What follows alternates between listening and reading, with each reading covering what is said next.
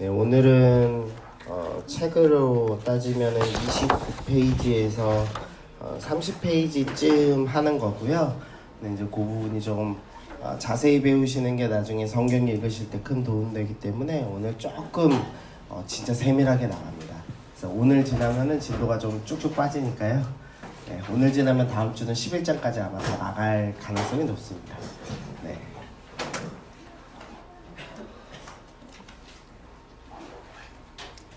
네, 그러면 저희 기도하고 오늘 시작하시겠습니다.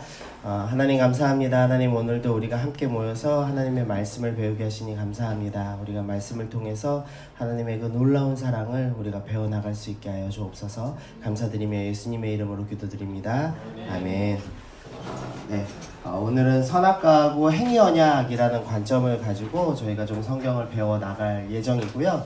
오늘은 사실상 2절 배우는 겁니다. 2절. 2장 16절 17절 배운다고 생각하시면 되는데요. 근데 이제 또 생각보다 깊이가 있기 때문에 좀 잘 배우시면은 아마 성경 전체를 보시는데 큰 도움이 될 거라고 생각합니다. 또 오늘도 복습 먼저 하고 하겠는데요. 우리 지난주 거 조금 천천히, 지난주 게 조금 어려웠을 수도 있겠다는 생각이 좀 들거든요. 그래서 조금 천천히 좀 가겠습니다. 먼저는 이제 시대는 저희 안 외우셔도 되죠. 네, 창조모사 왕포. 그래서 창조, 타락, 홍수, 바벨탑, 아브라함, 이삭, 야곱, 요셉, 홍해, 모압 평지, 가나안 정복, 미가의 신상, 룻기, 사무엘, 사울, 다윗, 솔로몬, 여로보암, 아하, 히스기야, 요시야, 포로, 귀한, 성전, 성벽. 네, 이렇게 구약이 이제 흐름이 진행되고 있고요. 우리 역사서 베이스 캠프 되는 10개만 한번 외워보시죠. 자, 시작. 창출, 민수, 사사망, 대라는. 네, 그래서 우리가 요 역사뼈대 순서대로 이제 공부해 나간다라는 거. 매일 이제 할 때마다 복습할 테니까요. 보시면 좋겠습니다. 우리가 지난주에는 이제 창조의 첫째 날부터 이제 7일째까지 전체를 좀 함께 살펴봤습니다. 근데 전체의 핵심되는 주제를 빛으로 놓고 저희가 좀 살펴봤었죠. 3절에서 하나님께서 제일 처음 창조의 첫째 날에 빛을 만드셨습니다. 그런데 그 빛이 우리가 눈으로 보는 빛이 아닐 수도 있다. 왜냐하면은 넷째 날에 광명체가 만들어지면서 빛을 내는 존재가 만들어지기 때문에 첫째 날의 빛은 좀 더 의미가 깊은 것 같다라고 하면서 우리 사도 요한 선생님의 말씀을 통해서 이 생명은 사람들의 빛이다. 그래서 이 하나님 안에 있는 그 생명의 풍성한 빛에 대해서 설명하고 있다는 것에 대해서 우리가 함께 살펴봤습니다. 그리고 나서 이제 구약에서의 빛을 묘사하는 장면들을 살펴봤죠. 그때 여호와는 나의 빛이다. 그다음에 완성될 하나님 나라인 시온에서 하나님이 빛을 비추신다라는 표현들로 이 완성된 하나님 나라에는 빛이 가득한 생명의 빛이 가득할 것에 대해서 계속 설명하고, 그래서 흑암에 행하는 어둠 가운데 있는 백성들에게 자꾸 빛으로 나오라고 요청하시는 하나님의 음성을 우리가 좀 살펴봤습니다. 그리고 완성될 하나님 나라에 대해서 묘사하는 말씀을 함께 보셨죠. 이사야 30장 26절에서 햇빛이 7배가 된다 라는 표현이 단순히 햇빛 곱하기 7 해서 500도 이상 되는 고온이 된다라는 의미가 아니라 7이라는 완전수를 표현해서 그 빛이, 생명의 빛이 완전해지는 그 하나님의 나라가 임할 것이다 라는 설명이었습니다. 그리고 이제 완성된 하나님 나라를 표현하는 계시록 22장에서는 밤이 없다, 어둠이 없고 빛이 온전한 세상, 등불과 햇빛이 쓸데없고 주 하나님으로부터 비치는 생명의 빛이 충만한 것, 그것이 바로 하나님께서 원래 원하셨던 하나님의 창조의 모습이고 재창조될 하나님 나라의 모습이었다라는 걸 살펴봤습니다. 그리고 첫째 날에 저녁이 되면 아침이 되니라는 표현 보면서 빛을 내는 광명체가 없기 때문에 낮과 밤을 의미하는 문구이기보다는 시간이 흐르기 시작했다라는 문구로 보시는 게 좀 더 맞다라는 걸 살펴봤습니다. 그리고 부르시고라는 의미를 통해서 고대 근동에서는 무언가의 이름을 부른다는 것은 통치권 행사를 의미한다. 그래서 하나님께서는 첫째 날부터 온 우주의 왕으로서의 통치권을 행하고 계신다라는 것에 대해서 우리가 좀 살펴봤죠. 그리고 이제 궁창 위에물과 아래물 살펴보시면서 창조과학자들의 이론을 좀 살펴봤습니다. 이 지구를 두르고 있는 어떤 물층이 있지 않았을까라고 추측을 하고 있다라는 것 좀 살펴보셨고요. 우리 셋째 날에는 좋았더라 두 번 반복돼서 유대인들이 축복이 2배 된다. 약간 우스갯소리였지만 그런 내용을 좀 살펴봤습니다. 그리고 이제 넷째 날에는 해, 달, 별 얘기가 나오면서 드디어 이제 빛을 내는 광명체가 등장했고 이때부터 진정한 의미의 낮과 밤이 저녁이 되면 아침이 되니라는 의미가 시작되었습니다. 그리고 큰 광명체와 작은 광명체는 일부러 이 해달이라는 표현을 안 쓰고 광명체라는 표현을 쓴 건데 그것은 애굽에 있는 태양 숭배 사상이나 바벨론에 있는 달의 숭배 사상에 대해서 은근히 이제 차단하는 의미가 있었다라는 설명을 드렸습니다. 그래서 애굽의 태양 숭배에 대한 예시로 제가 요셉과 결혼한 집안 온의 제사장 보디베라의 딸과 결혼한다고 말씀드렸죠. 네, 그 온이 바로 태양의 신이었고요. 지난주에 말씀 안 드렸는데 삼손의 이름이 뜻이요 작은 태양입니다. 그래서 아마도 삼손 때에도 이 태양 숭배가 남아있지 않았을까라고 추정할 수가 있습니다. 그리고 바벨론 달의 숭배는 아브라함 가문이 통째로 달을 숭배하는 가문이었다고 말씀드렸고 또 이제 다니엘에 있는 벨사살 왕 그 아버지가 달 숭배 사상에 이제 미쳤던 왕이었던 거 말씀드렸습니다. 그리고 다섯째 날에는 이 종류대로 만드셨다는 것이 왜 이 창조과학자들한테 이제 필요한 말씀이 되었나라는 것 잠깐 설명드렸고요. 이제 지난주 핵심은 여기부터였죠. 형상의 의미를 설명을 드렸습니다. 하나님께서 우리의 형상을 따라서 사람을 만들었다라고 표현하셨는데 이 형상이 무엇인가? 그래서 형상은 단순히 눈, 코, 입을 의미하는 게 아니다. 만약 눈, 코, 입을 의미한다면 이 고릴라가 저보다 더 하나님의 형상이 닮았을 거다. 그래서 형상이라는 것, 하나님은 영이시기 때문에 형상이 없는 존재이고 형상은 하나님과 정신적, 도덕적, 사회적 유사성을 가진 것을 표현하는 말씀이다 라는 걸 살펴봤습니다. 그래서 형상의 핵심은 사랑할 수 있는 존재로 만들었다. 하나님과 우리가 교제할 수 있고 사랑할 수 있는 존재였다 라는 것 설명드렸습니다. 그리고 이제 다스리다를 배우면서 정복에 대한 오해를 좀 걷어냈죠. 그래서 이때 당시에는 약육강식을 하지 않는 시대였고 동물들이 아담에게 온전히 복종하는 시대였기 때문에 강압적으로 제압할 필요가 없고 하나님의 뜻대로 아끼고 사랑하는 것 그것으로도 다스리는 게 충분히 가능했을 것이다. 그러면서 하나님의 창조의 처음 모습 그리고 이후에 이루어질 재창조의 모습을 살펴봤는데 그게 이 암소와 곰이 함께 먹으며 그것들의 새끼가 함께 엎드리며 사자가 소처럼 풀을 먹는 그래서 약육강식하지 않는 세상 그것이 하나님이 원래 약속하신 창조의 모습이고 이후에 완성된 하나님의 재창조의 모습이다 라는 것에 대해서 우리가 살펴봤습니다. 그리고 나서 우리가 안식에 대해서 우리가 좀 생각해 봤습니다. 이 안식의 가장 큰 특징이 뭐였냐면은 저녁이 되면 아침이 되니라는 표현이 없는 그래서 완전한 하나님의 빛이 계속되는 현상 하나님의 생명의 빛이 충만한 것을 의미한다라는 설명 드렸고요.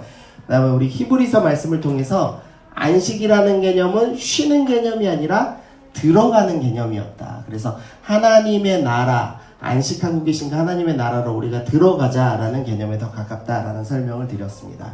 그래서 하나님이 만드신 피조물 세계, 피조 세계가 온전했었는데 아담의 타락 이후로 범죄 이후로 이제 피조물이 허무하게 되었다라고 성경이 고백하죠. 그래서 하나님께서 어떻게 하시냐면 이 썩어버린 피조물 세계를 쓰레기통에 집어넣으시고 심판하시는 지금 심판의 상황들이 우리 가운데 일어나고 있다라는 설명을 드렸습니다. 그래서 하나님은 여전히 안식하고 계십니다. 하나님의 세계는 여전히 생명의 빛이 충만한 공간으로 존재하고 우리는 오히려 이 쓰레기통에서 이제 멸망을 기다리는 심판을 기다리는 처지가 되었습니다.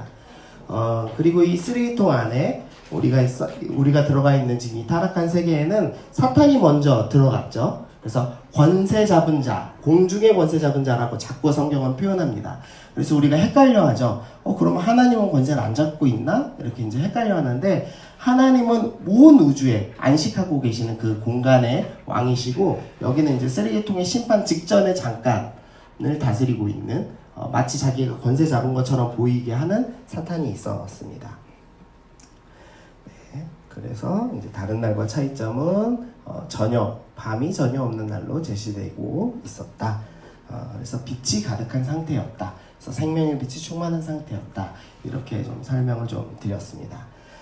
네, 오늘은 선악과에 대해서 조금 살펴보려고 합니다. 먼저는 약간 복습 개념으로 우리 2장 함께 좀 읽어 나가시면서요, 우리 배웠던 것들 좀 다시 한번 떠올리시면 좋겠습니다. 우리 5절 보니까요, 여호와 하나님이 땅에 비를 내리지 아니하셨고 땅을 갈 사람도 없으므로 들에는 초목이 아직 없었고 밭에는 채소가 나지 아니하였다라고 이야기합니다. 독특한 특징인 거죠. 분명히 채소는 미리 만들어졌는데 그런데 실제로는 땅을 갈 사람이 없었기 때문에 나지 않았다라고 묘사하고 있습니다. 그래서 이 말씀을 통해서 알 수 있는 것은 다른 모든 피조물은 인간을 위해서 지음받았다는 걸 알 수 있습니다. 그러니까 단순히 먹거리뿐만 아니라 우리가 밟고 있는 이 땅, 그리고 우리가 지금 보고 있는 밤하늘에 빛나는 별들, 그 모든 것도 사실은 인간을 위해 존재했다라는 것을 성경이 이야기하고 있는 겁니다. 그러니까 지금 별들이요, 이 빛을 우리한테 비추는데 수억 년 전부터 빛을 쐈다고 하죠. 하나님께서 그 아름다운 별빛을 나에게 보여주시기 위해서 수억 년 전부터 준비하신 겁니다. 그러니까 생각보다 로맨틱하시죠? 네. 하나님이. 네, 감사합니다. 네, 주님께서 이 모든 것을 우리에게 주셨습니다. 이거는요, 조금 나중에 좀 생각하셔야 될 부분이 많은 구절이어서 다시 한번 볼 겁니다. 6절에 보니까 안개만 땅에서 올라와 온 지면을 적셨다라는 표현을 합니다. 이거는 이제 창조과학자들이 이 구절 보면서 좀 독특한 생각을 합니다. 우리 그 궁창 설명드리면서 궁창 위의 물과 궁창 아래 물을 설명드렸죠. 그래서 지구가 물층으로 둘러싸여 있어서 자외선이 차단되지 않았겠는가라고 추측한다고 말씀드렸습니다. 그래서 창조과학자들은 또 이 구절까지 같이 묵상하면서 이런 생각을 하는 겁니다.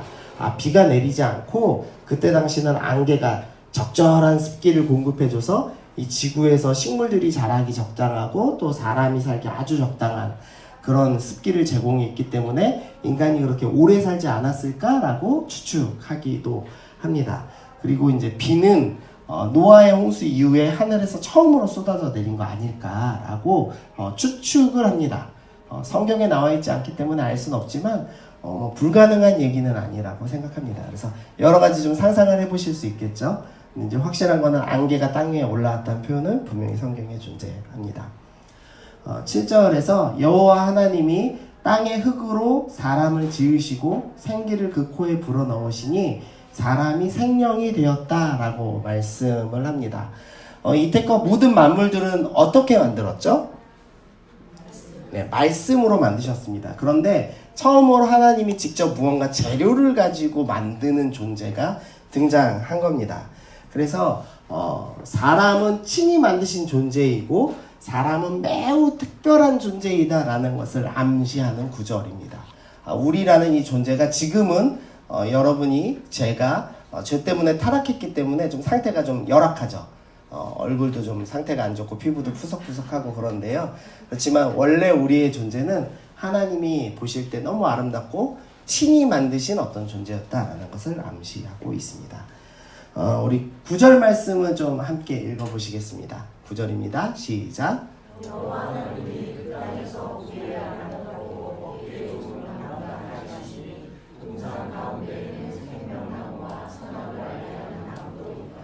네, 하나님께서 이제 에덴 동산이라는 모델하우스를 만드셨습니다. 그리고 동산 중앙에다 뒀다는 건 뭔가 의미가 있겠죠. 중앙에 두 가지 나무를 주셨습니다. 하나는 생명나무입니다. 이건 따먹고 이제 영생할 수 있는 나무였고요. 그리고 선악을 알게 하는 나무를 주셨다. 이 두 가지 나무가 있고 오늘 이 두 가지 나무를 가지고 우리가 좀 살펴보는 시간을 갖게 될 겁니다. 네, 이제 10절부터 14절에는 우리 강이 흐르죠. 강이 에덴에서부터 흘러나온다 그러면서 네 가지 강에 대해서 살펴봤고요. 그리고 보석이 나오는 땅에 대해서 살펴봤습니다. 저희 책에 보시면 우리 30페이지에 보시면은 30페이지 위쪽에 맨 위에 보시면 에덴 동산의 위치라고 해서요. 넬슨 성경개관에서는 에덴 동산의 위치를 메소포타미아 문명으로 잡은 것을 좀 나와 있습니다. 읽어보면요. 에덴 동산의 위치에 관한 최고의 이론은 그곳이 아르메니아 고지대의 티그리스와 유프라테스강 수원지 근처라고 하지만 정확한 장소를 알 수 없다라고 나와 있습니다.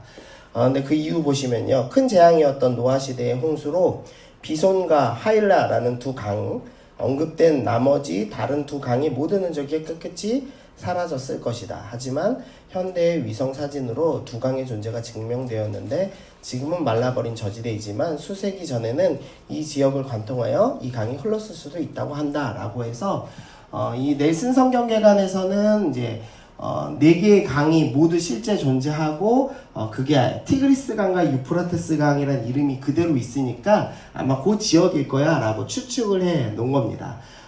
그런데 사실 조금만 생각하면은요, 노아 홍수는 워낙에 대격변이기 때문에 지형이 완전히 바뀌었을 겁니다.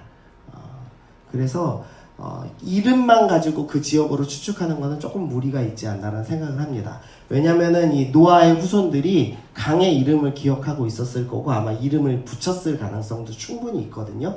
야, 이거는 마치 옛날에 에덴 동산 우리 선조들한테 들었던 땅처럼 풍요로운 땅이구나 해서 아마 이름을 붙였을 수도 있기 때문에 단순히 이름만으로 그게 근동에 있는 지역이야 에덴 동산은 이렇게 추측하기에는 조금 무리가 있고, 또 그 전에 말씀드린 것처럼 아프리카라고 추측하는 것도 나름 합리적인 추측들이 있거든요. 그래서 에덴 동산은 어디냐 그러면은 모른다, 비밀이다, 땅속에 있다, 뭐 이런 얘기 하시는 분도 있어요. 그 아틀란티스라고 왜 숨겨진 대륙이 있었다고 하잖아요. 그게 에덴 동산이었다, 또 뭐 이렇게 추측하시는 분들도 있고, 굳이 또 어떤 분들은 대한민국이 에덴 동산이었다 뭐 이렇게 우기시는 분들도 있습니다. 황당한 이론 중에요, 우리가 단군 왕검이 우리 조상이라고 하잖아요. 단자가 있잖아요. 근데 이 12지파 중에 단지파가 있죠. 그래서 단지파가 여기까지 와서 만든 게 우리나라고, 우리나라는 이 동방의 예루살렘이고 이렇게 설명하는 사람들도 있거든요. 그래서 이름만 가지고 추측하기에는 조금 빈약한 이론이라고 좀 생각을 합니다. 이 책의 내용이 있긴 하지만요. 이 본문에서의 가장 큰 의미는 어느 지역이다가 아니라 4개의 강으로서 생수의 근원이신 하나님에 대한 설명을 그때 드렸죠. 그래서 하나님의 보좌로부터 생수의 강이 흐른다는 표현들이 선지서에도 등장하고 마지막 완성되는 요한계시록 22장에도 등장합니다. 그래서 4개의 강을 통해서 생명이 풍성한 곳이라는 표현을 하고 있다라는 것을 살펴봤고요. 그 다음에 보석의 의미는 성전을 만드는 재료였습니다. 그래서 2장 10절에서 14절은 이 에덴 동산이라는 곳은 하나님께서 임재하시려는 장소, 성전이 건축되려는 그 장소였다라는 의미를 갖고 있습니다. 그리고 나서 15절도 우리가 함께 살펴봤는데요. 하나님이 사람을 이끌어 에덴 동산에 두고 경작하며 지키다 라는 이 표현이었죠. 이 경작하며 지키다라는 표현은 민수기 33장에서 제사장이 성전을 지키다와 동일한 원어를 사용하고 있다 말씀드렸습니다. 그래서 사람은 제사장으로서 지음받았고 하나님을 경배하는 존재로 지음받았다라는 것을 이 에덴 동산에서는 이제 계속 설명하고 있습니다. 우리 여기까지는 이제 다 배우신 거라 기억 좀 나시나요? 이제 성경을 읽으시면서 이제 창세기 2장을 보실 때는 여기 성전이었지만 생각하셔도 충분할 것 같습니다. 네, 이제부터 이제 좀 어려운 거 하겠습니다. 삼중직을 배워야 하는데요. 삼중직은 뭐냐면은요, 3개의 중요한 직책입니다. 성경에서 이제 3가지 중요한 무거운 직책이 있습니다. 뭐뭐 있는지 혹시 아세요? 예, 왕, 네, 제사장, 왕, 제사장, 선지자. 맞습니다. 성경에서는 기름 부음 받는 3가지 중요한 직책을 설명합니다. 그게 왕이고요, 제사장이고 선지자가 그렇습니다. 다윗 왕이 사무엘에게 기름 부음 받죠. 그리고 이제 제사장들, 이제 대제사장들이 이제 기름 부음 받고, 그리고 선지자들이 선지자 학교에서 기름 부은 장면이 있습니다. 그래서 중요한 직책이 있는 사람들은 항상 성령님께서 임하시는 걸 상징하는 기름 부음을 받는데요. 그것을 이제 세 가지 중요한 직책이다라고 그래서 삼중직이라고 표현을 하고 있습니다. 네, 오늘 저희가 이 2장 16절, 17절 말씀을 통해서 이 삼중직에 대해서 좀 생각을 해 보려고 합니다. 아담이 삼중직을 갖고 있었다라는 것에 대해서 설명을 드리는 거고요. 먼저는 예수님이 삼중직을 갖고 계신 분이었다는 걸 좀 설명을 먼저 드리겠습니다. 저기서 X는요, 그리스도를 이제 헬라어로 약자로 보통 X라고 표현을 합니다. 그래서 제가 그리스도의 삼중직이라고 표현하는 겁니다. 예수님은 이 세 가지 직책을 모두 소유하고 계신 분이었습니다. 먼저는 선지자의 직책을 갖고 계셨습니다. 선지자는 무슨 일 하는 사람이죠? 네, 그렇죠. 예언하는 사람으로 우리가 보통 이해하지만 설교자라고 이해하시는 게 더 분명합니다. 하나님의 말씀을 설교하는 사람들이었습니다. 네, 예수님께서는 선지자다라고 구약에서 예언하고 신약에서도 선지자라고 표현하는 장면이 나옵니다. 신명기 18장 18절에 보니까 하나님이 그들의 형제 중에서 모세와 같은 선지자 하나를 일으키겠다라고 예언을 해 주셨습니다. 그래서 이스라엘 역사에서 계속 어떤 사람을 기다리냐면 모세와 같은 선지자, 그 선지자를 계속 기다립니다. 그래서 그 선지자라고 하면은 메시아, 구원자와 동일한 용어로 유대인들은 사용합니다. 그래서 나중에 이제 저희가 신약 다시 배우시겠지만 세례 요한한테 바리새인들이 찾아가서 뭐라고 질문하냐면 당신이 바로 그 선지자입니까? 라고 질문을 합니다. 그래서 선지자입니까? 라고 질문한 게 아니라 메시아이십니까? 구원자이십니까? 라고 질문하는 장면입니다. 근데 이 모세와 같은 선지자는 바로 예수님을 의미하는 거죠. 그리고 마태복음 21장에 보니까 사람들이 뭐라고 표현하냐면 갈릴리 나사렛에서 나온 선지자 예수. 예수님은 항상 선지자, 말씀을 가르치시는 분으로 사람들에게 인식되어 왔습니다. 그래서 예수님의 첫 번째 중요한 직책은 선지자였습니다. 두 번째로 예수님은 제사장이라는 직책을 갖고 계셨습니다. 제사장은 어떤 일을 하나요? 네, 성전에서 하나님과 백성들 사이에 서서 하나님과 백성을 화목하게 하는 역할을 하죠. 근데 이제 구약에서는 그거를 제사라는 제도를 가지고 화목하게 하는 역할을 하죠. 여기서 이제 스가랴서에서 예언을 합니다. 좀 어려워서 세 번역을 갖고 왔는데요. 그가 주의 성전을 지을 것이며 위엄을 갖추고 왕자에 앉아서 다스릴 것이다. 왕이 나타나서 왕자에 앉아서 다스릴 겁니다. 그런데 또한 한 제사장이 그 왕자 곁에 설 것이고 이 두 사람이 평화롭게 조화를 이루며 일할 것이다 라고 하면서 어떤 제사장이라는 존재가 왕 옆에 서면서 화목하게 하는 놀라운 일을 이룰 것이다 라고 예언을 합니다. 그래서 이제 신학자들은 이 제사장이 예수님을 예언하는 것이다 라고 이제 생각을 합니다. 그리고 나서 히브리서에 보니까 히브리서에서는 예수님을 계속해서 대제사장이신 예수님이라고 표현하면서 예수님께서 제사장의 역할을 감당하고 계셨다라고 설명을 합니다. 하나님과 백성들 우리 사이에 서서 자신 스스로를 제물로 드려서 하나님과 우리 사이를 화평케 하시죠. 그래서 계속 화목제물로 드려졌다, 화평케 하셨다라는 표현이 계속되면서 예수님은 제사장으로서의 역할을 또한 감당하셨다라는 것을 살펴볼 수 있습니다. 그리고 이제 왕의 직책을 갖고 계신 예수님의 설명을 드릴 건데요. 사실은 예수님이 왕이라는 표현만 보여드리고 끝낼까 하다가 나중에 기억 혹시나 나시라고 좀 어려운 거라서 미리 한번 짚고 넘어갑니다. 나중에 사무엘 하 배울 때 다윗 언약 배울 때 이게 좀 골치 아픈 거라서 살짝 좀 다루겠습니다. 먼저 사무엘 하 7장 12절 말씀입니다. 요때 배경은 어떠냐면요. 다윗이 하나님을 위해서 성전을 만들기로 결정합니다. 그러니까 하나님께서 기뻐하시면서 너를 통해서 영원히 왕위가 견고하게 될 것이다 라는 말씀입니다. 읽어보면요. 내 소환이 차서 내 나이가 차서 내 조상들과 함께 누울 때 내가 하나님이 다윗 내 몸에서 날 내 씨를 내 뒤에 세울 것이다 라고 설명합니다. 나중에 이 씨를 살펴볼 건데요. 다윗의 왕, 그러니까 다윗의 자손들이라는 표현이 아니라 다윗의 자손이라는 단수로 표현하고 있습니다. 그래서 메시아 한 분을 의미하는 어떤 특정한 표현으로서 이 씨가 계속 사용되고 있습니다. 그래서 그 하나님의 나라를 견고하게 할 것입니다. 그는 하나님의 이름을 위하여 집을 건축할 겁니다. 성전을 건축할 것이고 하나님은 나는 그의 나라의 왕위를 영원히 견고하게 할 것이다. 그래서 이 말씀을 근거로 이스라엘 사람들은 다윗 왕조는 영원할 것이다 라고 추측하고 예루살렘 성전은 절대 멸망당하지 않을 것이다 라고 계속 생각해 왔습니다. 그래서 오만방자하게 행하고 하나님을 제대로 섬기지 않았습니다. 성전만 있으면 우리는 멸망당하지 않아 라고 생각했기 때문이었죠. 그래서 하나님께서 어떤 일을 행하시죠? 그렇게 예루살렘 성전만 있으면 돼. 다윗 왕조만 다스리면 영원해 라고 생각했기 때문에 하나님께서 어떤 일을 행하셨죠? 네, 완전히 성전, 법궤가 있는 성전을 완전히 파괴시키시죠. 그리고 포로 시대가 찾아오게 함으로써 너희가 생각하는 왕이 이 씨가 다윗의 후손, 육신의 후손을 단순히 의미하는 건 아니다. 왕조를 의미하는 게 아니다. 라는 것을 가르쳐 주십니다. 그리고 나서 이제 포로기 시대, 이제 에스겔은 2차 포로 잡혀간 사람이죠. 그리고 예레미야는 포로 직전, 멸망당하기 직전이었습니다. 이제 배우셔서 기억나시죠?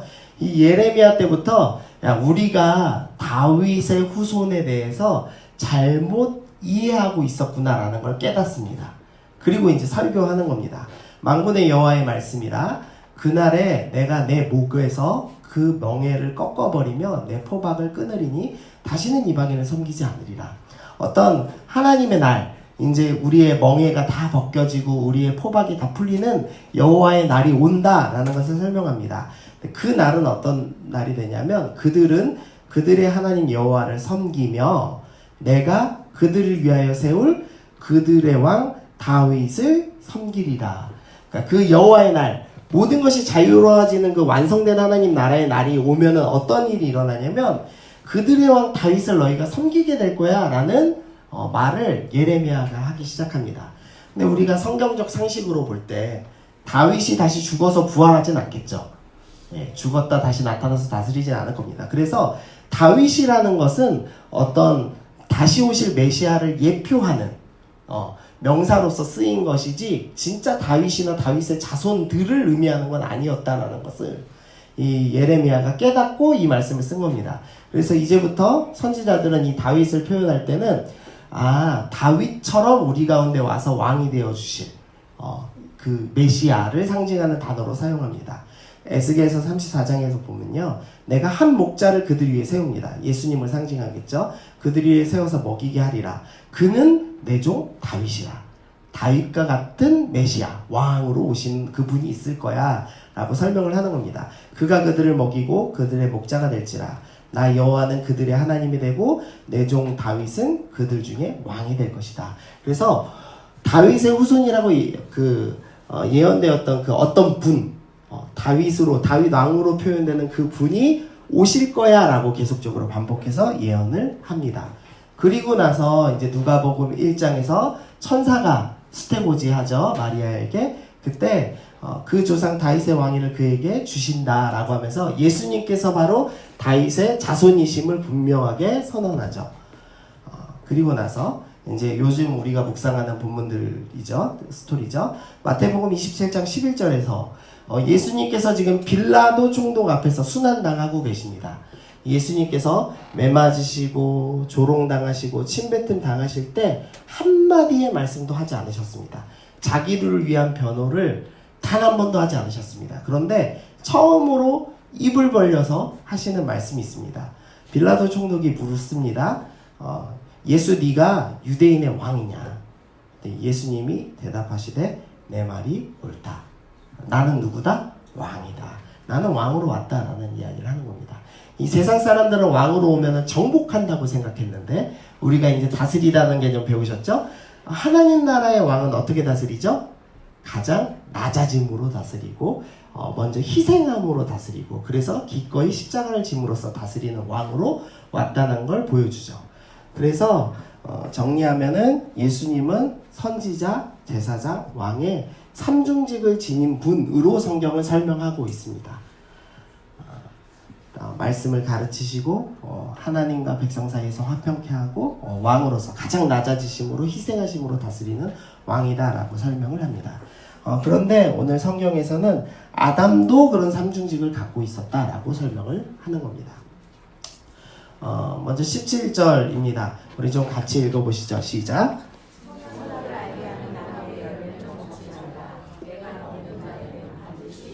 네. 이 말씀 보면은 우리가 이제 죽으리라에만 너무 집중을 하는데요. 아담이 이 말씀을 지켰다면 어떤 일이 있을 것인가? 아마도 죽지 않았을 겁니다. 그럼 어떻게 되는 거죠? 영원히 사는 겁니다. 하나님과 함께 생명나무를 먹고 영원히 사는 겁니다. 그러면은 이제 아담이 자손들한테 무엇을 얘기해 줬을까? 이걸 설명해 주는 거죠. 야, 우리가 선악을 알게 하는 나무의 열매를 하나님이 먹지 말라고 하셨어. 그래서 우리가 이걸 안 먹고 영원히 살게 됐어. 하나님이 얼마나 우리를 사랑하시냐면 이렇게 풍성한 세상을 만들고 사랑하셨어 라고 아마 계속적으로 설명해주고 말씀을 전했을 겁니다. 그래서 그런 의미에서 아담은 선지자의 역할을 하는 사람으로서 존재하고 있습니다. 이후에 모든 자손들 그리고 하와에게도 하나님의 말씀을 가르치는 선지자의 역할을 했습니다. 두 번째로는 우리가 이제 계속 살펴봤던 제사장의 역할 감당하였습니다. 제사장이 사용하는 경작하다 지키다 라는 이 용어를 그대로 쓴다라는 표현은 이미 설명드렸죠. 그래서 아담은 처음부터 제사장적인 존재로 지음받았고 하나님을 경배하는 책임을 갖고 있었습니다.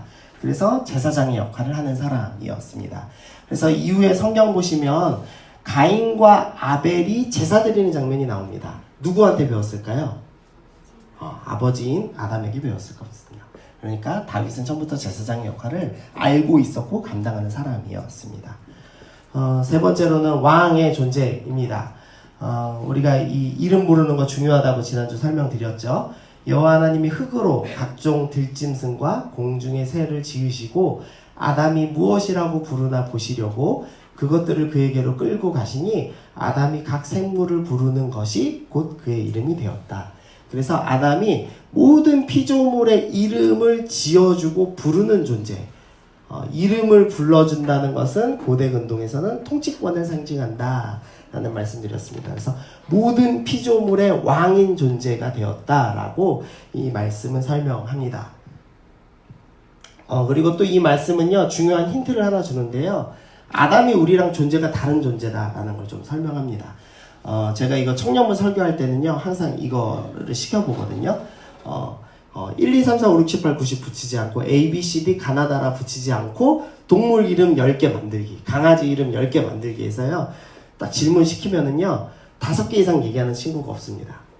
그러니까 개 1, 개 2, 개 3, 개 4, 개 5 이렇게 붙이는 거 말고 멍멍이, 똘똘이, 강아지, 뭐 바둑이 뭐 이런 식으로 이름 붙이면은 10개를 못 붙입니다. 우리가 순간. 인간이 이름 붙인다는 게 되게 힘들거든요. 그 정도 지식이 없거든요.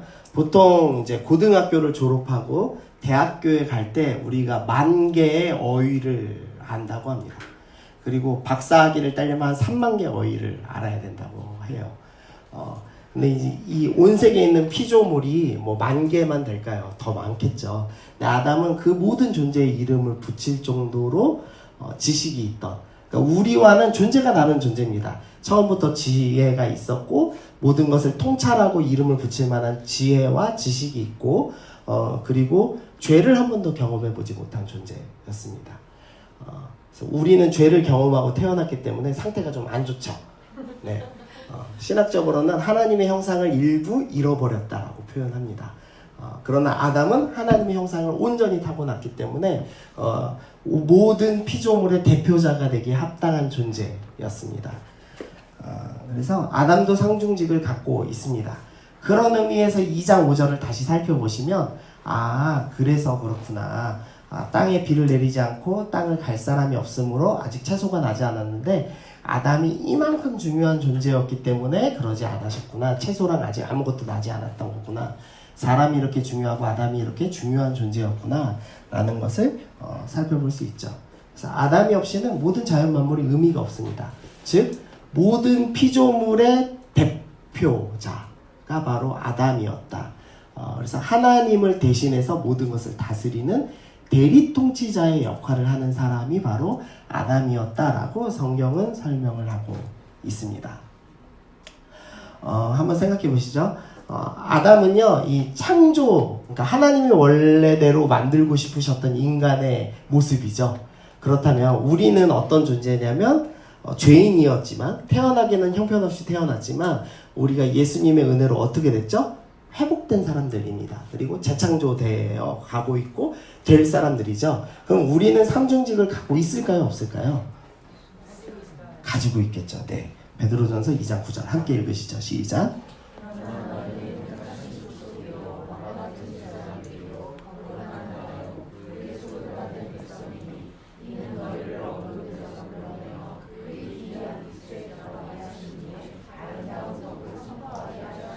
네, 우리 베드로 선생님이 우리가 어떤 존재인지를 분명히 파악했습니다. 택하신 족속이면서 왕입니다. 왕이면서 왕같은 제사장이라고 설명합니다.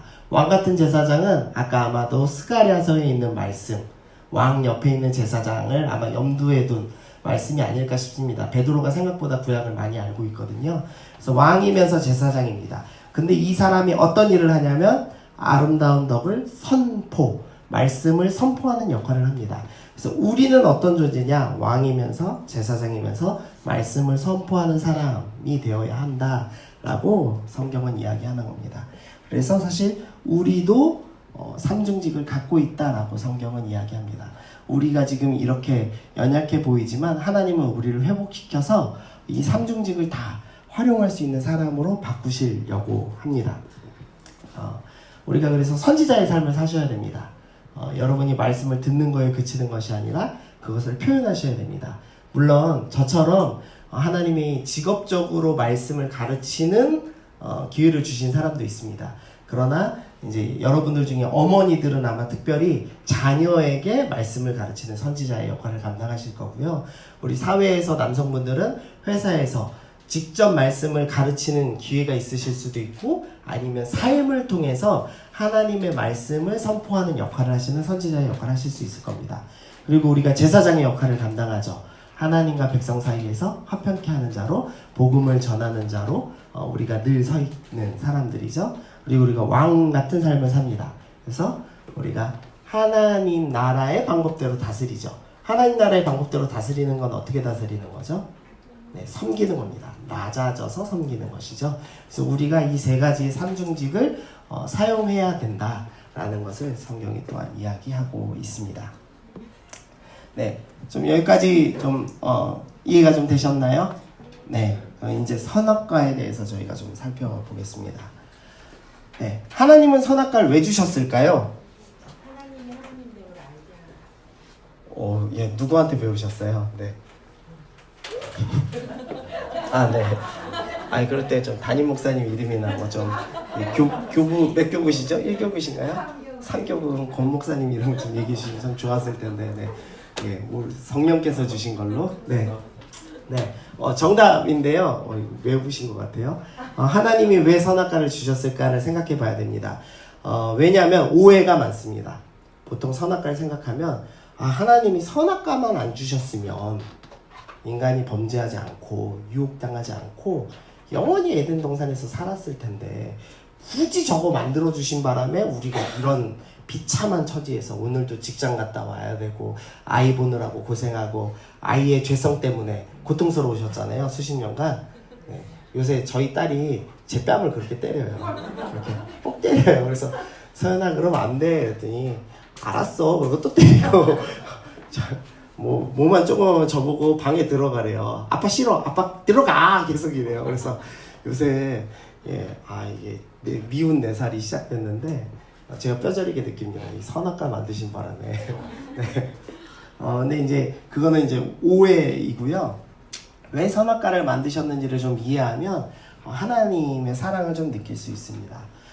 첫 번째로는요, 삼중직을 소유한 아담이 유일하게 자신의 한계를 느끼고 자신 위에 하나님의 계심을 알 수 있기 때문에 선악과를 주셨습니다.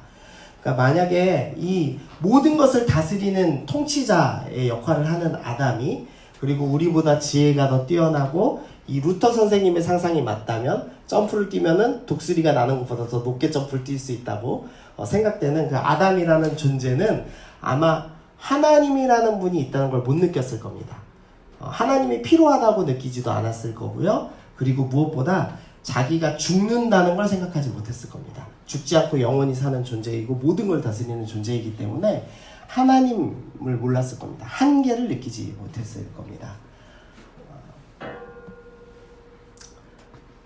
하나님의 원래 계획은 요한계시록 22장에 보니까 생명나무를 다시 복구하시죠. 그래서 생명나무를 따먹고 영원히 함께 사는 것을 얘기하셨습니다. 동산 중앙에는 두 가지 나무가 있었습니다. 생명나무와 선악을 알게 하는 나무. 하나님의 뜻은 선악과 따먹는 것이 아니라 그 옆에 있는 생명나무를 먹고 네가 영원히 나와 함께, 그리고 선악과는 따먹지 않고 이 아이들한테 설명하는 교구제가 되지 않았을까라는 추측을 합니다. 먹으면 반드시 죽으리라 라고 하는 이 말씀을 가지고, 야, 우리가 하나님께서 이것만 먹지 않으면 영원히 살 수 있게 해주셨어. 그래서 우리가 이거 먹지 않고 영원히 살게 됐어. 우리는 죽는 존재야. 우리는 지금 되게 우리가 모든 피조물보다 더 뛰어난 존재이지만 우리도 사실은 죽을 수밖에 없는 존재이고 연약한 존재이고 하나님보다는 부족한 존재야 라는 것을 이 선악과를 통해서 아마 설명해 주지 않았을까라고 신학자들이 추측해요. 그러니까 한계를 깨달을 수 있게 하기 위해서 선악과라는 것이 필요했습니다. 네, 두 번째로는 선택권의 문제입니다. 선악과가 없었다면 에덴 동산에서 하나님을 사랑하지 않을 방법이 없습니다. 모든 것이 다 주어졌고요. 부족함이 하나도 없습니다. 하나님을 사랑하지 않을 선택을 할 수 있는 아무런 방법이 없었습니다. 그래서 사랑이라는 건 항상 선택이 있어야 되거든요. 사랑하냐? 사랑하지 않냐? 그래서 하나님을 사랑하지 않을 유일한 방법 하나, 불순종할 수 있는 유일한 방법 하나를 딱 주셨는데 그게 뭐냐면 과일 하나 따먹는 겁니다.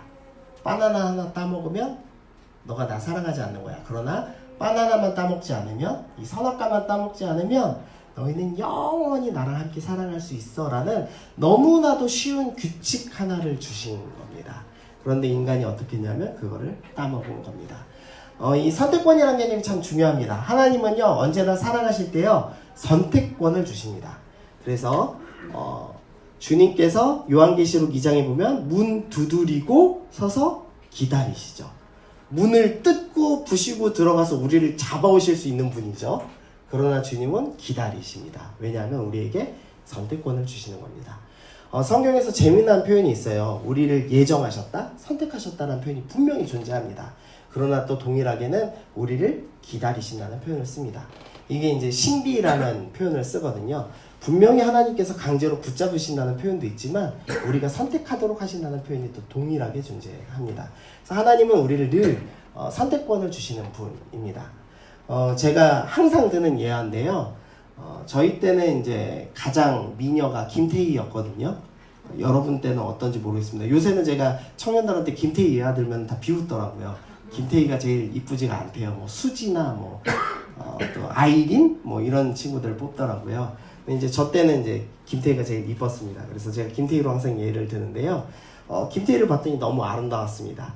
그래서 제가 어떻게 했냐면 납치를 해서 지하 감옥에다 가뒀습니다. 그리고선 제가 이제 얘기하는 겁니다. 내가 나를 사랑한다고 얘기하면 내가 밥을 줄게 라고 얘기했습니다. 김태희가 자존심이 있잖아요. 그래서 첫째 날은 굶었습니다. 둘째 날도 굶었습니다. 셋째 날이 됐어요. 어떻게 했을까요?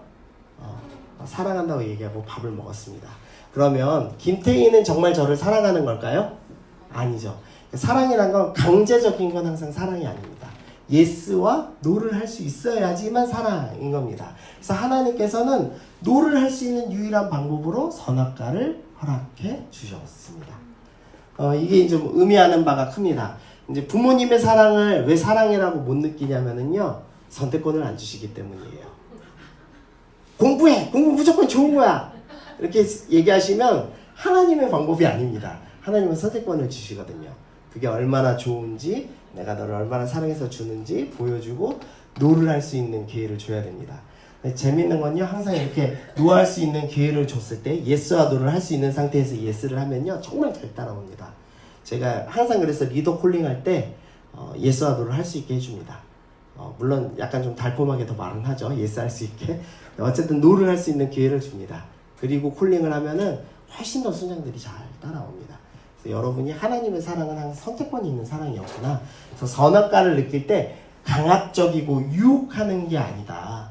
이것은 사랑하기 위해서 우리에게 선택권을 주신 것이고 우리의 한계가 있음을 알게 하시는 것이구나 라는 것에 대해서 생각을 해보셔야 합니다. 우리가 한계 있는 존재이죠. 그래서 우리가 하나님을 찾을 수 있습니다. 우리가 몸이 아프기 때문에 하나님을 찾기 시작하고요. 우리가 부족하기 때문에 풍족하신 하나님을 찾기 시작합니다. 그래서 한계가 있다는 건 늘 축복입니다. 우리가 병이 있다는 건 물론 이 땅에서 고통스러운 일이고 우리가 안식에서 떠나서 쓰레기통에서 심판받고 있는 상태죠. 그래서 썩어져 간다라는 표현을 성경은 쓰는데요. 우리들이 다 지금 썩고 있는 상태입니다. 여러분 각자가 지금 다 썩어가고 있죠. 네. 저도 지금 몸이 안 좋죠. 오늘 목도 안 좋고요. 저도 간이 안 좋아서 계속 매일 약 먹어야 되거든요. 안 먹으면 저는 암이나 간경화로 죽습니다. 썩어가고 있는 거죠. 저도. 우리 모두는 썩어가고 있습니다. 그래서 한계가 있습니다. 근데 그 한계가 있기 때문에 하나님을 찾게 되죠. 그래서 선악과는 절대 유혹하는 것 저주가 아니라 하나님의 축복이다 라는 것을 조금 이해하시면 좋겠습니다. 이제 선악과를 통해서 우리는 어떻게 생각해야 되는가? 이 시편 16편 8절에서 11절 말씀이 그 해답을 준다고 생각합니다. 내가 여호와를 항상 내 앞에 모시며 그가 나의 오른쪽에 계심으로 내가 흔들리지 아니하리로다. 이러므로 나의 마음이 기쁘고 나의 영도 즐거워하며 내 육체도 안전히 살리니 이는 주께서 내 영혼을 수월에 버리지 아니하시며 주의 거룩한 자를 멸망시키지 않을 것임이라. 우리 11절 같이 읽어보시죠. 시작.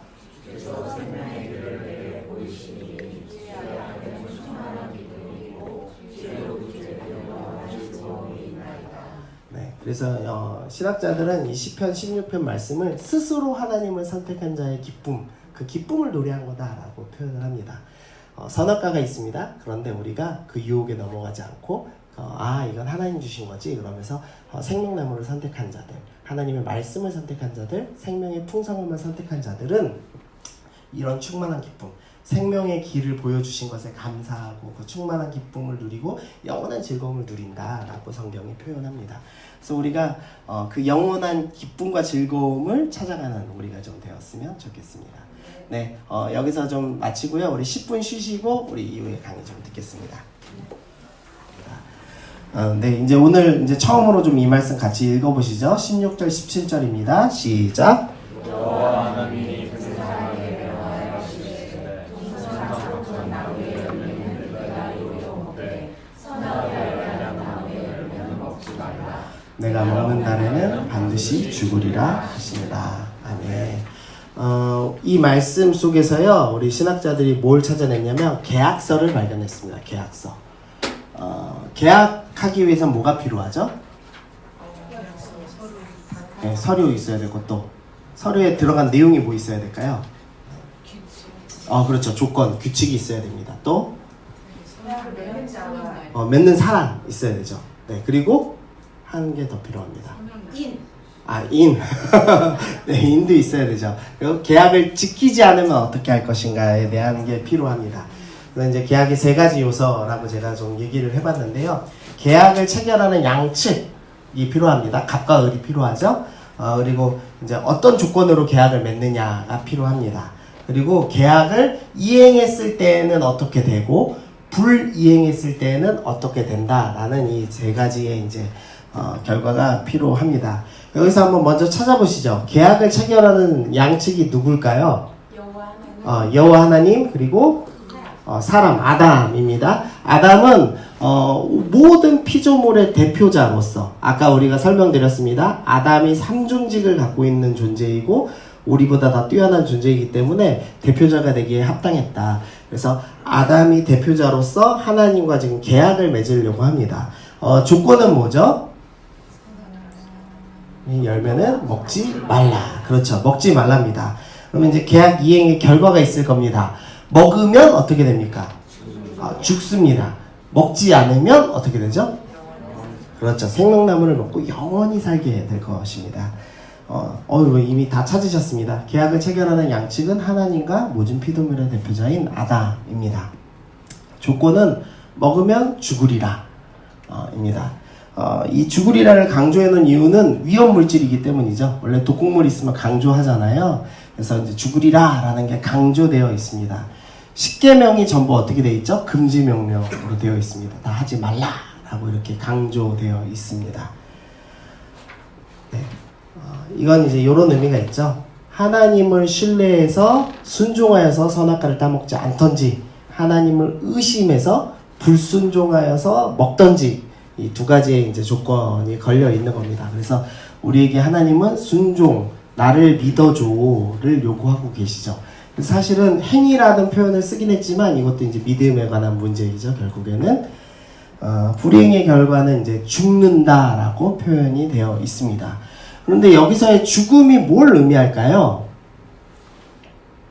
죽는다. 예? 단절. 네, 하나님과의 영적인 단절을 의미합니다. 또 실제적인 죽음을 의미한다 이렇게 의미하는 분들도 있습니다. 그러면 이제 질문입니다. 단절이 뭡니까 도대체? 영적인 단절, 이게 뭘 말하는 겁니까? 이제 요게 이제 헷갈리실 건데요. 영적인 죽음이 뭐예요? 어떻게 되는 거죠? 네, 하나님과 멀리 떨어집니다. 멀리 떨어지면 어떻게 되나요? 지옥에 갑니다. 그래서 불구덩이에서 영원히 이제 불쏘시개가 된다. 그래서 우리는 이제 고통의 측면으로 이제 보통 영적인 죽음을 이해합니다. 그런데요, 이제 성경은 영적인 죽음을 그렇게만은 표현하지 않습니다. 오늘 혹시 묵상하신 분 계세요? 은혜의 강가? 네, 오늘 묵상하셨으면은 이제 이 본문을 좀 이해하실 수 있게 될 겁니다. 죽음의 의미를 이해하기 위해서는요, 예수님의 이 십자가 위에서의 7마디, 가상칠언이라고 부릅니다. 십자가 위에서의 7마디를 좀 이해하면은 큰 도움이 됩니다. 왜냐하면 우리가 맨날 이렇게 입버릇처럼 외워왔잖아요. 예수님의 십자가를 통해서 우리가 구원받았다는 설명합니다. 예수님이 십자가를 달리심으로 우리의 모든 죄가 십자가에 달려서 못 박히고 우리는 건져졌다라는 표현을 하죠. 근데 우리가 막상 진짜 이 십자가를 이해하면서 그 죽음을 한 번도 이제 느끼지를 못하는 겁니다. 근데 오늘 이제 그 느낌을 좀 받으셨으면 좋겠습니다. 예수님께서 7마디를 하십니다. 근데 처음 3마디는요, 먼저는 이제 좌우편에 있었던 죄인 중에 한 명을 구원하시는 네가 오늘 밤 나와 함께 낙원에 있을 것이다 라는 표현을 하셨고요. 그 다음에 두 번째는 어머니 마리아를 제자인 요한에게 여자여 보소서 아들입니다. 여기서 여자여는 이제 부인이나 이렇게 높은 신분을 지칭하는 표현입니다. 이렇게 여자여에게 비난하거나 이렇게 낮춰 부른 표현 아닙니다. 어쨌든 그리고 이제 요한에게는 봐라 너희 어머니다 이렇게 하면서 이제 부모를 맡기죠. 부모님을. 그리고 이제 세 번째로는 저들이 하는 일을 알지 못한다 용서하여 주옵소서라는 표현을 하십니다. 그리고 나서 이제 요 말씀이 시작됩니다. 때가 6시쯤 되어 해가 빛을 잃고 온 땅에 어둠이 임하며 제9시까지 계속되었다라는 이야기가 시작됩니다. 이 3시간 동안의 어둠이 중요한 의미를 갖고 있습니다. 이 뒤에 4마디를 더 하실 겁니다. 자, 어둠의 의미가 뭐였죠? 이제 우리가 말씀 배우셨잖아요. 어둠의 의미가 뭐였죠? 네, 그 생명의 그 충만한 빛이 어떻게 되는? 멈추는 상태, 단절되는 상태, 안식이 끊기는 상태를 의미했습니다. 그래서 이것을 어떤 사람들은 이렇게 표현합니다. 이제 시적으로 표현하는 겁니다. 하나님께서 예수님이 너무 고통스러운 걸 보고 싶지 않으셔서 구름으로 덮으셨어. 이렇게 보통은 이해를 합니다. 그렇게 설교들 많이 하시거든요. 근데 분명하게 구름이 덮은 게 아니라 빛을 잃는 겁니다. 빛이 차단된 상태, 어둠이 임한 상태라고 성경은 표현합니다. 그래서 이 어둠은 하나님의 생명의 빛이 차단되었다. 그러니까 영적으로 차단되고 생명의 빛이 차단된 상태가 시작됐다. 즉 하나님, 예수님께서는 지금 심판당하시고 계시는 상태가 되었다라고 설명을 하고 있는 겁니다. 창조 시작 때부터 함께하던 그 생명의 빛이 차단된 상태이고 안식이 끝난 상태, 즉 영적인 죽음의 상태가 되었다라고 표현하는 겁니다. 이제부터 예수님은 정말로 우리가 당해야 됐던 하나님과의 관계 단절을 당하시기 시작하는 겁니다. 여기 이제 네 질문하시죠. 누가복음 27장 44절이 아닌 듯하오. 44절 아니라고요? 누가복음 27장에 아, 23장이죠, 오늘. 네, 제가 못하는 것 같습니다. 그 다음 말씀이 마태복음 27장인데요. 그래서 제가 착각한 것 같습니다. 누가복음, 네, 23장, 네, 23장 44절입니다. 죄송합니다. 네. 뭐 상을 드려야 되겠네요. 네. 김영호사님 아, 네, 김영호 목사님. 네. 예. 아까, 예, 교훈을 얻으셨네요, 주교환. 역시 빨라. 네. 감사합니다. 어쨌든 이 빚을 잃었다는 건 영적인 죽음을 의미합니다.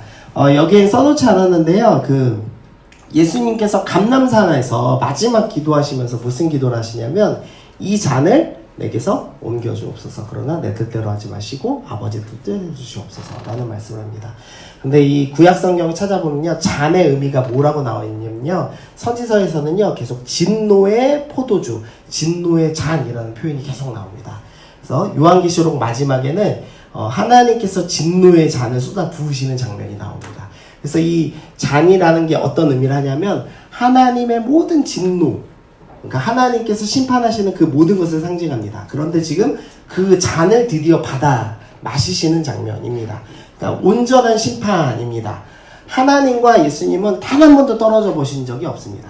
그 생명의 충만함이 단 한 번도 끊긴 적이 없었습니다. 그런데 인간의 몸을 입고 오셔서 처음으로 완전히 하나님과의 관계 단절이 일어나기 시작하는 겁니다.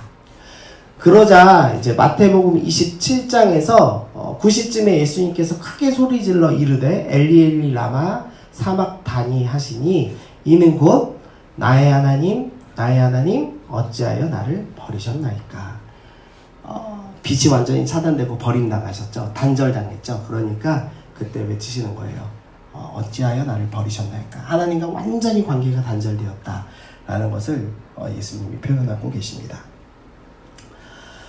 요한복음 19장 28절입니다. 그 후에 예수께서 모든 일이 이미 이루어진 줄 아시고 성경을 응하게 하려 하사 이르시되 내가 목마르다 하시니, 왜 목마르다고 하셨을까요? 이때 생수의 가요. 그렇죠. 생수의 근원이신 하나님과 관계가 단절됐음을 표현하는 겁니다. 단순히 피가 많이 빠져나가서 목마르다라는 표현은요 너무 좀 수준 이하의 표현입니다. 인간도 어떤 중요한 순간에는 고통을 참거든요. 제가 살 26kg 뺐는데요.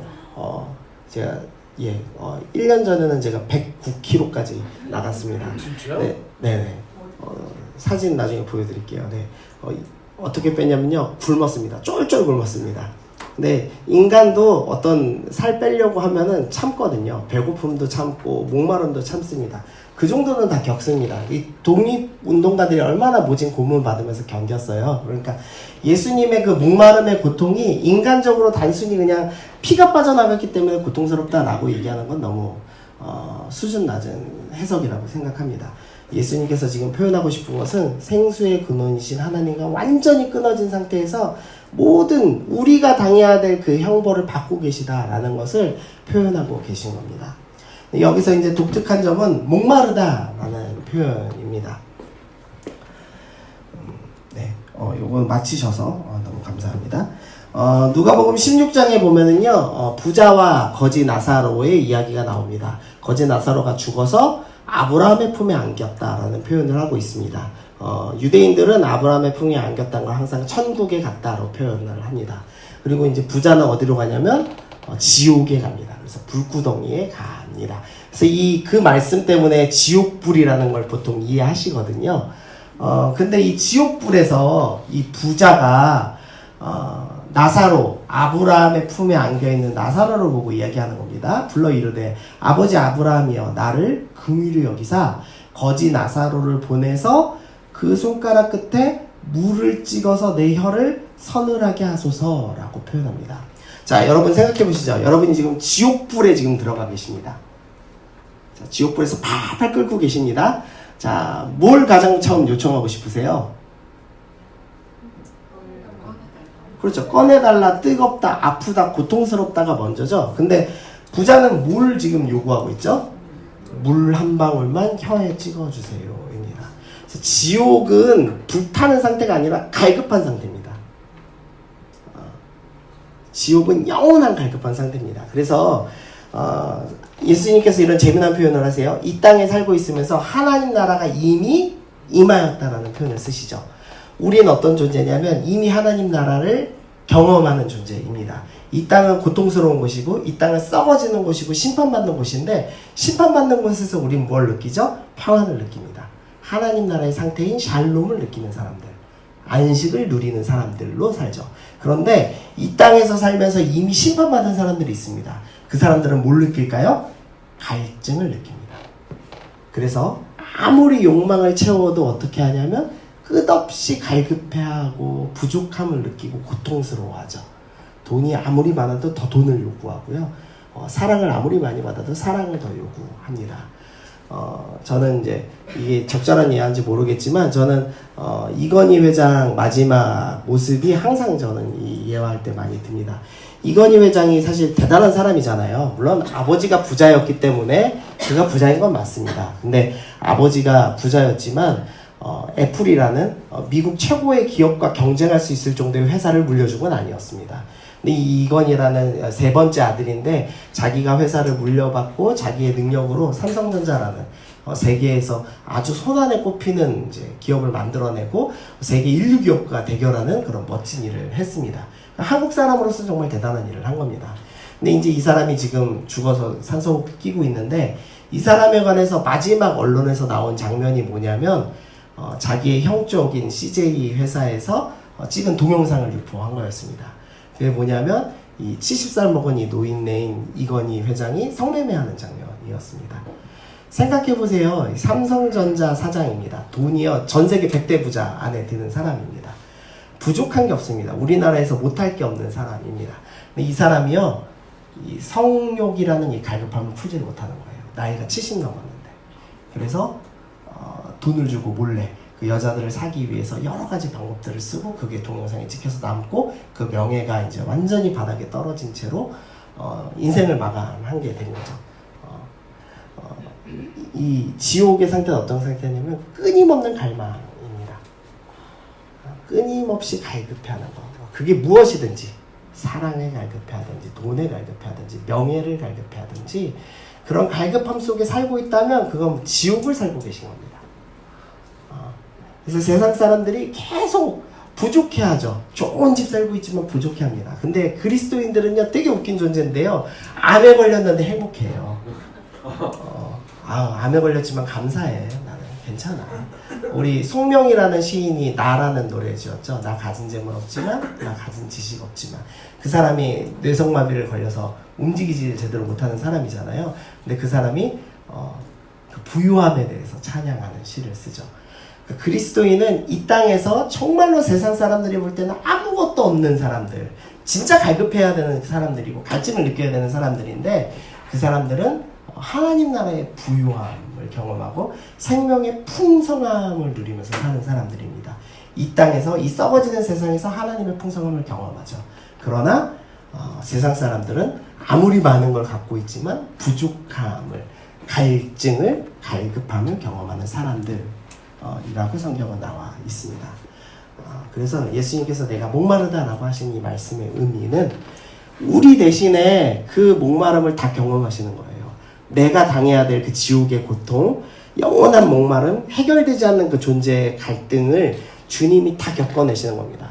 육체적 고통만 겪으신 게 아니고 인격적인 모욕만 당하신 게 아니고 이런 지옥의 고통을 다 경험하고 계시다라고 성경은 사실 설명하고 있는 겁니다. 예수님은 단 한 번도 하나님과 떨어져 보신 적이 없습니다. 그런데 나 때문에 관계가 완전히 단절되는 걸 경험하셔서 그 목마름을 경험하고 계십니다. 그리고 나서 이제 오늘 말씀, 여기는 23장이라고 제대로 썼습니다. 오늘 말씀에 보면은 예수님이 돌아가시고 다 이루었다라는 마지막 선언하신 후에 돌아가신 뒤에 무슨 일이 일어나냐면 성소의 휘장이 한가운데가 찢어졌다라는 표현을 합니다. 이제 이해하기 좀 어려운 말씀이죠. 그래서 뭐 구약이 이제 끊어지고 신약이 시작됐다, 찢어졌다, 뭐 이런 표현으로 하는 분들도 있습니다. 출애굽기 26장에 보니까요, 이 휘장에 대한 설명이 나옵니다. 너는 청색, 자색, 홍색 실과 가느겔 배실로 짜서 휘장을 만듭니다. 그리고 휘장 위에는 그룹들, 천사들을 정교하게 수 놓았습니다. 그리고 그 휘장을 갈고리 아래에 늘어뜨린 후에 증거궤를 그 휘장 안에 들여놓으라. 그 휘장이 너희를 위하여 성소와 지성소를 구분하리라 라고 말씀합니다. 성막 안에 이제 성소와 지성소라는 구분이 있습니다. 지성소는 뭐 하는 곳이죠? 지성소는 어떤 곳이죠? 대제사장도 1년에 한 번만 들어갈 수 있는 공간이었습니다. 근데 왜 1년에 한 번만 들어갈 수 있냐면 하나님께서 임재하시는 공간이기 때문입니다. 하나님이 항상 임재하시는 공간이죠. 그래서 뭐가 지키고 있냐면 그룹들이 지키고 있는 겁니다. 그걸 상징하는 휘장이 이제 처해 있습니다. 그리고 성소는 인간 세계에서 참 거룩한 곳이지만 그래도 하나님의 임재만큼 거룩한 곳은 아니죠. 이 말씀, 이 성막의 모델이 상징하는 게 있습니다. 바로 에덴 동산입니다. 이같이 하나님이 이제 범죄한 아담과 하와를 쫓아내셨습니다. 에덴 동산 동쪽에, 지난번에도 설명드렸죠. 에덴 동산의 입구가 동쪽에 있고 성막의 입구도 동쪽에 있고 요한계시록의 성도 동쪽에 있습니다. 그 동쪽에 그룹들과 두루 도는 불칼을 두어서 생명나무의 길을 지킵니다. 동쪽 문 앞에 뭘 두죠? 그룹들을 둡니다. 천사가 하나님이 임재하시는 그 땅을 지킨다라고 표현이 되어 있는 겁니다. 그런데 지금 휘장이 찢어졌답니다. 그건 뭘 표현할까요? 지키던 천사가 없어진 거죠. 그리고 어떻게 돼요? 우리는 예수 그리스도를 의지하여서 언제나 그 임재 안으로 갈 수 있고 함께 할 수 있는 존재가 되었다라고 성경이 표현하는 겁니다. 더 이상 가로막는 장벽이 없어졌다라고 성경은 표현하고 있는 겁니다. 그래서 예수님께서 우리를 죽으셨다. 이 영적인 죽음이 무엇이냐? 영적인 죽음은 하나님과의 단절을 의미하는데 예수님께서 이와 같은 모든 단절을 다 경험하셨습니다. 그리고 나서 휘장이 찢어진다는 표현을 통해서 우리가 이제는 예수님께서 내 모든 죄를 짊어지시고 그 고통을 당하셨기 때문에 죄값을 치르셨기 때문에 우리는 이제 이 휘장 넘어서 하나님의 임재로 나아갈 수 있다. 그 생명의 빛이 충만한 공간, 생수의 근원이신 그 하나님 안에 가서 생수를 마음껏 마시고 갈급하지 않아도 되는 상태를 마음껏 누릴 수 있다라고 성경은 우리에게 표현하고 있는 겁니다. 그래서 우리가 이제 말씀 읽으실 때 그냥 보지 마시고 예수님 죽으셨을 때 자꾸 이렇게 육체적 고난에만 생각하지 마시고 우리가 어떤 상태에서 구원받았는가, 예수님이 지금 나의 죄값을 치르기 위해서 하나님과의 영적인 단절을 완전히 경험하고 계시구나, 생명의 빛을 잃고 생명수의 근원이신 그 하나님과의 관계가 끊어진 그 고통을 당하고 계시구나 라는 걸 좀 기억하시면 되겠고요. 그리고 그 고통을 통해서 무엇은 일이 일어났는가, 우리는 이제 막혀진 장막이 없이 하나님과 관계할 수 있고 하나님과 함께 할 수 있는 존재가 되었다라고 성경은 표현한다라는 것을 기억하시면 좋겠습니다. 네, 오늘 여기까지 할 건데요. 혹시 뭐 질문 있으세요? 네, 없으시죠? 우리 같이 기도하고 마치면 좋겠는데요. 우리 감사하는 기도 하셨으면 좋겠습니다. 주님께서 나 대신에 그 지옥의 고통, 끝없는 그 갈망과 갈증을 당하시지 않아도 되는 분이 당하셨구나. 하나님과 완전히 단절되셨구나. 네, 그 모든 죄값을 치르심으로 내가 그 갈급함을 경험하지 아니하고 나는 그 하나님의 생명의 풍성함, 그 빛 가운데 거하고 말씀 가운데 거하고 생명수 가운데 거하는 은혜를 내가 받았구나. 네, 그것을 감사하면서 하나님, 내가 그 풍족함을 늘 누리면서 사는 사람 되게 하여 주옵소서. 이 땅의 것 하나 때문에 기뻐하거나 슬퍼하거나 갈급해하는 사람이 아니라 내가 하나님의 풍성함을 늘 누리고 감사하고 이 땅에서 하나님의 나라를 누리는 사람답게 사는 사람 되게 하여 주옵소서. 우리 그렇게 함께 기도하시고 제가 기도하고 마치겠습니다.